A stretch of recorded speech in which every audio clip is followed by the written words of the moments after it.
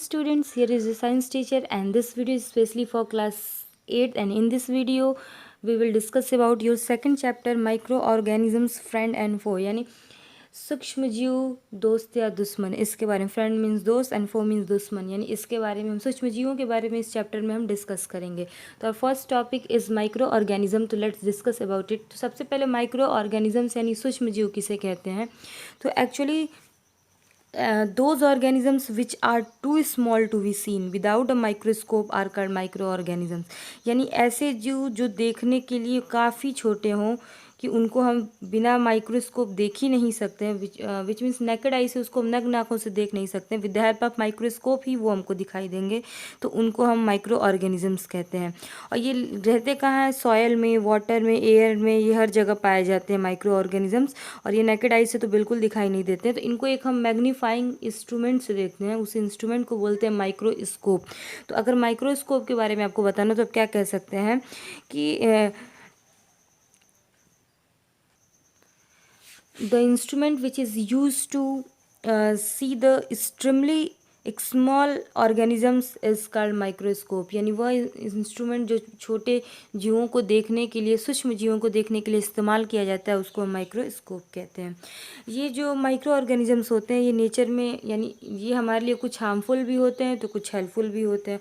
अगर हेल्पफुल की हम बात कर लें तो आपको पता है कि कुछ सर्टेन बैक्टीरियाज जो हैं वो कर्ड, चीज़ बनाने में, हमको दही जो होती है उसको बनाने में मदद करते हैं, bread, cakes, pastries, alcohol, acetic acid, medicine, इन एंटीबायोटिक्स को बनाने में मदद करते हैं, ऑर्गेनिक वेस्ट को डिकम्पोज करते हैं, इन्वायरमेंट को क्लीन करने का काम करते हैं, नाइट्रोजन साइकिल को मेंटेन करते हैं।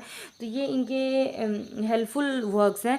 और कुछ जो है वो हार्मफुल होते हैं। बहुत सारे माइक्रो ऑर्गेनिज्म से बहुत सारे डिजीज़ेज़ होते हैं, वो मैं आगे डिस्कस करती रहूँगी। कुछ उसमें से डिजीज़ देख लीजिए, common cold, malaria, skin infections, typhoid, tuberculosis, tetanus, cholera, chicken pox, small pox, AIDS, ये सब जो है माइक्रो ऑर्गेनिज्म के एक्शन से ही होते हैं। यहाँ तक कि फूड पॉइजनिंग जो होती है वो भी माइक्रो ऑर्गेनिजम्स के इन्फेक्शन से ही की वजह से होती है। तो आगे हम डिस्कस करते हैं। हमारा नेक्स्ट टॉपिक है major groups of microorganisms, यानी कौन कौन से ग्रुप हैं जो मेजर ग्रुप है माइक्रो ऑर्गेनिजम्स के, उसके बारे में डिस्कस करते हैं। तो आप देख सकते हैं, first is bacteria, second is virus, third is protozoa, fourth is fungi and fifth is algae. These are the 5 main major groups of microorganisms. उसके बाद चलिए एक एक करके हम सबके बारे में डिस्कस करते हैं। वैसे तो अगर आप बात की जाए कि ये मल्टी सेलर होते हैं कि यूनिसेलर होते हैं, तो पहले तो यूनिसेलर और मल्टी सेलर से आप क्या समझते हैं? तो ऐसे जीव, ऐसे ऑर्गेनिज्म जो सिर्फ एक सेल से बने हों, उनके बेसिक फंक्शन जो होती है सिर्फ एक सेल परफॉर्म करें, उनको यूनिसेलर कहते हैं। मल्टी सेलर जो बहुत सारे सेल से बने हों, उनके शरीर में हर फंक्शन को परफॉर्म करने के लिए, बेसिक फंक्शन, लाइफ फंक्शन को परफॉर्म करने के लिए अलग अलग सेल्स हों, तो उनको हम माइक्रो ऑर्गेनिजम्स बोलते हैं। तो ये जो माइक्रो ऑर्गेनिजम्स हैं ये यूनिसेलर भी हो सकते हैं, मल्टी सेलर भी हो सकते हैं, सिंगल सेल भी हो सकते हैं, मैनी सेल भी हो सकते हैं, बट मैक्सिमम यूनिसेलर ही होते हैं। तो चलिए अगर हम बात करते हैं बैक्टीरिया की, तो बैक्टीरिया के हम कैसे बता सकते हैं कि बैक्टीरिया के बारे में चलिए डिस्कस करते हैं। तो बैक्टीरिया जो होते हैं काफ़ी छोटे सिंगल सेल्ड माइक्रो ऑर्गेनिजम्स होते हैं, जिसके अंदर सेल वॉल तो होता है बट जो वेल ऑर्गेनाइज न्यूक्लियस होना चाहिए वो नहीं होता है, या अदर स्ट्रक्चर्स जो एक सेल के होते हैं वो वेल ऑर्गेनाइज नहीं होते हैं। We can say that bacteria are the very small single celled microorganisms which have a cell walls but do not have a organise nucleus and other structures. और साथ में ना ये बहुत ही लार्ज नंबर में हर जगह प्रेजेंट होते हैं, एयर में, सॉइल में, वाटर में, सरफेसेस पे अराउंड, हमारे बॉडी के ऊपर भी, हमारे बॉडी के अंदर भी ये पाए जाते हैं। और बैक्टीरिया जो है वायरस से साइज़ में बड़े होते हैं। Bacterias are the larger than virus in size में ये वायरस से बड़े होते हैं। एक्चुअल में जो बैक्टीरिया होते हैं वो फीड कर सकते हैं, मूव कर सकते हैं, रिस्पायर कर सकते हैं, रिप्रोड्यूस भी कर सकते हैं। और साथ में इनको इनके स्ट्रक्चर के आधार इनके शेप के आधार पे इनको 3 कैटेगरीज में डिवाइड किया गया है कुछ स्पेरिकल बैक्टीरिया होते हैं, कुछ रॉड शेप बैक्टीरिया होते हैं और कुछ स्पाइरल बैक्टीरिया होते हैं।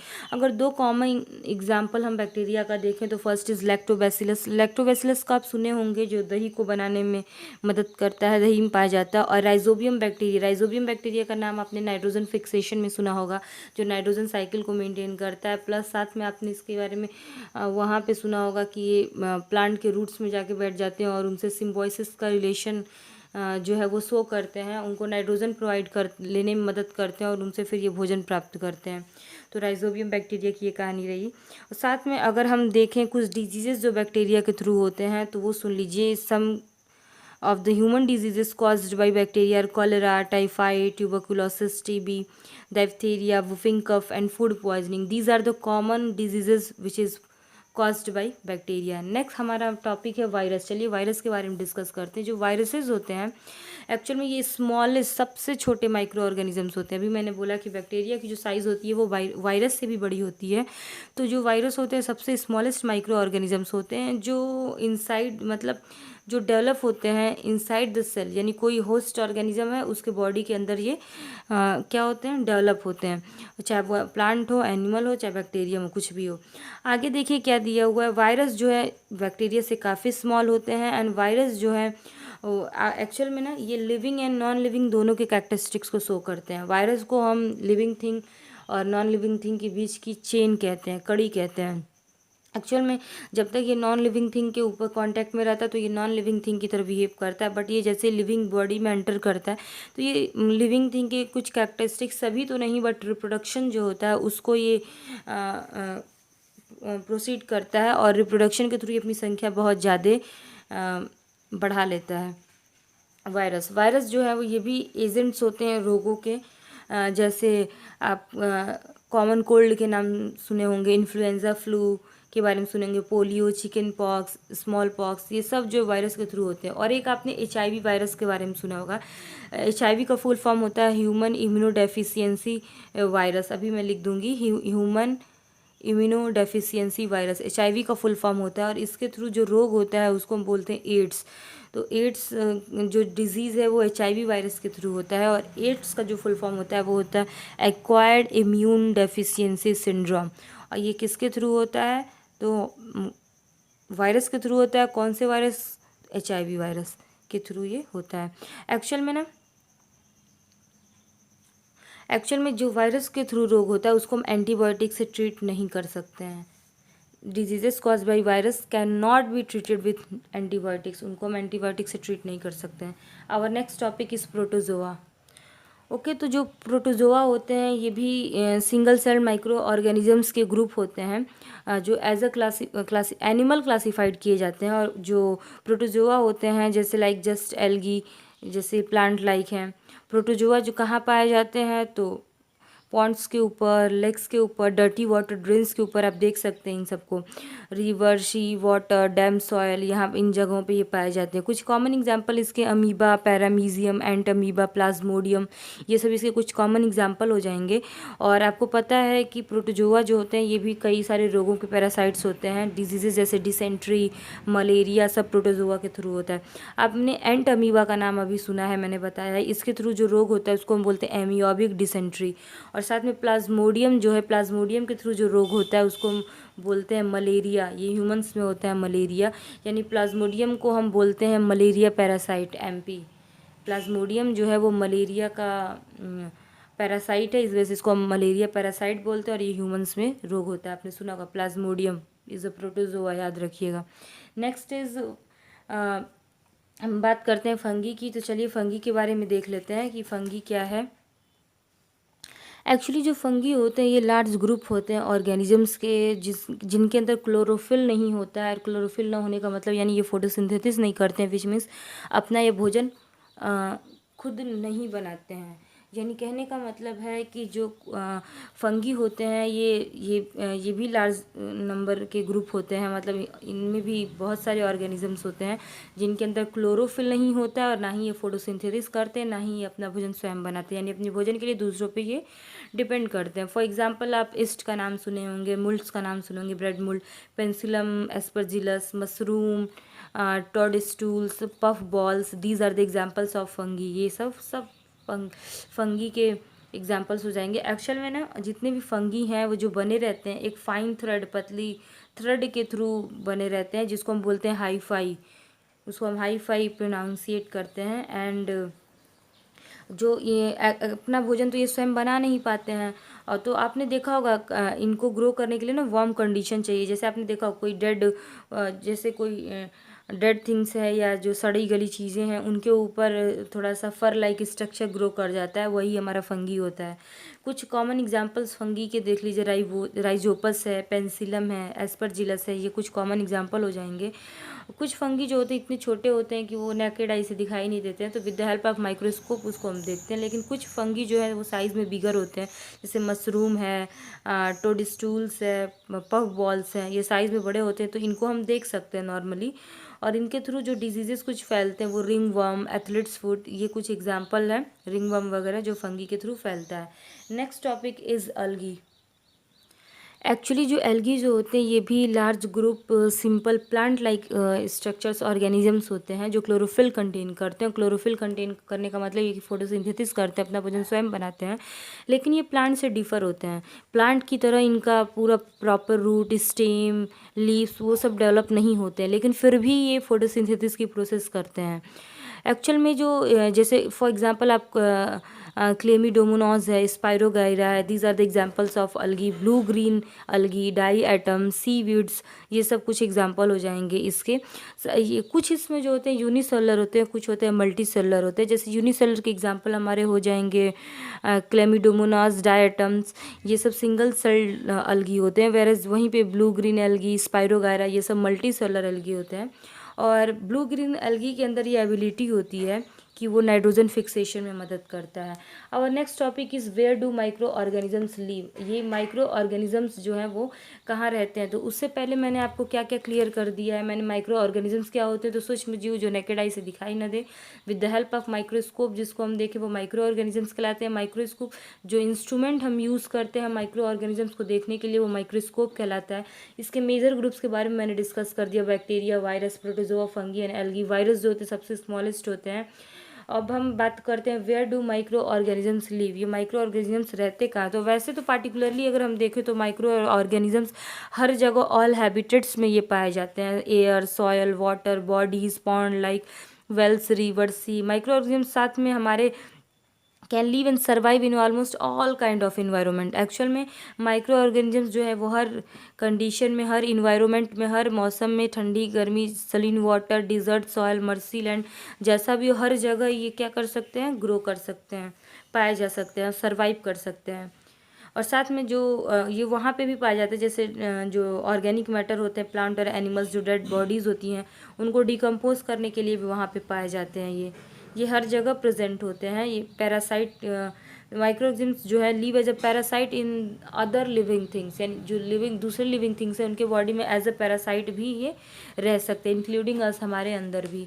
तो ये है। और चलिए हम कुछ फ्रेंडली माइक्रो ऑर्गेनिजम्स के बारे में डिस्कस करते हैं। क्या क्या मतलब कैसे कैसे ये हमको मदद करते हैं माइक्रो ऑर्गेनिजम्स, कुछ हमारे लिए हेल्पफुल होते हैं। तो उसके बाद हम फिर हार्मफुल माइक्रो ऑर्गेनिजम्स के बारे में डिस्कस करेंगे कि कुछ हमारे लिए कैसे हार्मफुल होते हैं।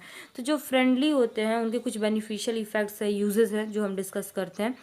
कुछ माइक्रो ऑर्गेनिजम्स जो होते हैं वो मेकिंग कर्ड, ब्रेड, केक, इन सबको बनाने में मदद करते हैं। जैसे मैंने बताया आपको लैक्टोबैसिलस जो होते हैं या लैक्टोबैसिली जो होता है वो मदद करता है, कर्ड प्रमोट करता है बैक्टीरिया को कि कर्ड और मिल्क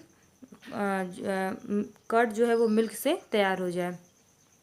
और ब्रेड को, केक को, सबको बनाने में मदद करता है। कुछ जो माइक्रो ऑर्गेनिजम्स जो होते हैं वो alcohol, wine, acetic acid, east जिसका हम नाम सुने होंगे आप, उनको बनाने में ये मदद करता है, उनके प्रोडक्शन में मदद करता है। कुछ जो मेडिसिन, एंटीबायोटिक्स को बनाने में, ड्रग्स जो दवाइयाँ जो होती हैं उनको बनाने में मदद करते हैं। कुछ माइक्रो ऑर्गेनिजम्स जो एग्रीकल्चर में फर्टिलिटी को इंक्रीज़ करने में, सॉयल फिक्सिंग, मतलब कहने का मतलब फिक्सिंग एटमॉस्फेरिक नाइट्रोजन गैस यानी नाइट्रोजन फिक्सेशन में मदद करते हैं, जैसे राइजोबियम बैक्टीरिया के बारे में मैंने अभी बताया।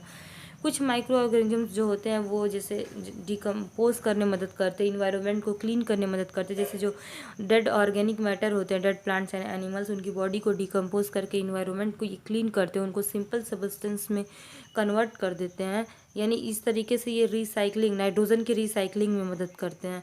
तो ये कुछ इनके हेल्पफुल नेचर है। अब हम कुछ इनके हार्मफुल नेचर के बारे में हम डिस्कस करते हैं।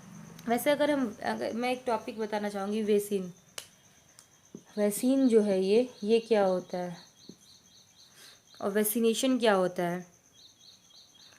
एक्चुअल में जो वैक्सीन होता है एक अलग ही स्पेशल टाइप का मेडिसिन होता है जो प्रोवाइड करता है इम्यूनिटी प्रोटेक्शन हमारी बॉडी को अगेंस्ट अ पर्टिकुलर डिजीज़। यानी जो टीका होता है, जो ये वैक्सीन होता है, एक स्पेशल तरह की मेडिसिन होती है जो हमारे शरीर को इम्यूनिटी प्रोटेक्शन प्रोवाइड करता है किसी भी एक पार्टिकुलर डिजीज़ के खिलाफ।